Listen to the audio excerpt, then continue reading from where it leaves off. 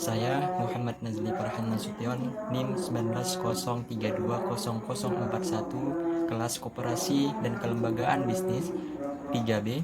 Maksud dan tujuan saya membuat video ini adalah untuk memenuhi tugas yang berjudul Kesimpulan Strategi Pengembangan Koperasi.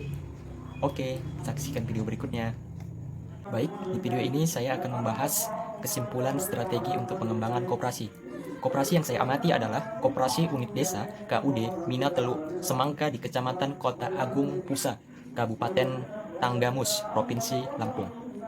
Kabupaten Tanggamus adalah kabupaten yang memiliki jumlah koperasi yang cukup banyak di Provinsi Lampung, yaitu 304 koperasi. Namun, koperasi yang aktif terbilang rendah, yaitu hanya 156 unit atau sekitar 51,33%, serta sisanya 148 unit dengan persen 48,67 dinyatakan pasif oleh Dinas Koperasi dan UKM Provinsi Lampung. Koperasi yang ada di Kabupaten Tanggamus terdiri dari berbagai jenis, salah satunya koperasi perikanan. KUD Mina Teluk Semangka merupakan koperasi perikanan di Kabupaten Tanggamus yang berperan penting dalam pengembangan sektor perikanan.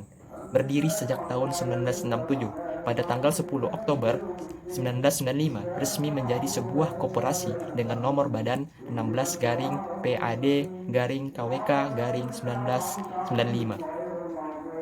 KUD Mina Teluk Semangka bergerak dalam beberapa jenis usaha yang meliputi unit usaha tempat pelelangan ikan, es balok, simpan pinjam, solar, paket dialer, nelayan, dan waserda.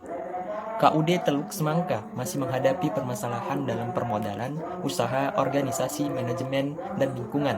Ada dua faktor yang harus diperhatikan. Pertama, faktor internal yang diidentifikasi meliputi komponen manajemen, permodalan dan keuangan, sumber daya manusia, unit usaha, sarana dan prasarana, dan tata tertib administrasi. Faktor eksternal yang diidentifikasi meliputi komponen ekonomi, sosial, dan budaya, kebijakan pemerintah, teknologi, pemasok, pesaing, serta iklim dan cuaca. Baik, tadi saya sudah menjelaskan tentang latar belakang koperasi tersebut. Maka selanjutnya saya akan menyimpulkan menurut saya pendapat tentang strategi pengembangan koperasi.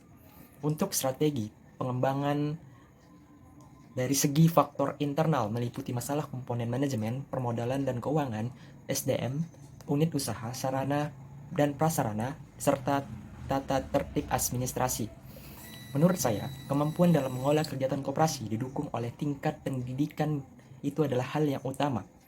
Dengan adanya pendidikan dan pelatihan, maka terjadinya kegiatan pengolahan koperasi, diklat kader koperasi, pelatihan administrasi, baik meliputi pembukuan, neraca, dan notulensi, serta kunjungan kerja atau studi banding ke koperasi lain, dapat pengalaman berkoperasi dan pelatihan lainnya.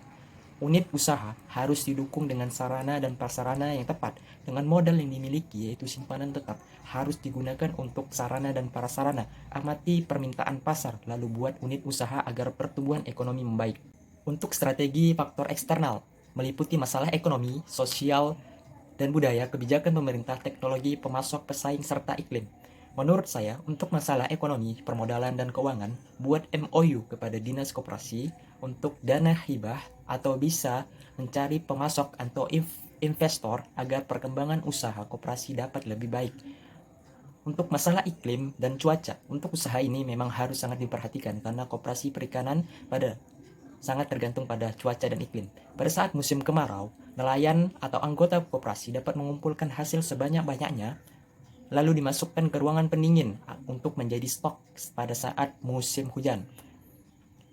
Dan ketika saat musim hujan, nelayan bisa mengurangi aktivitas di laut karena berisiko badai di laut, dan untuk hasil simpanan yang disimpan di freezer atau ruang pendingin bisa dijual ke masyarakat.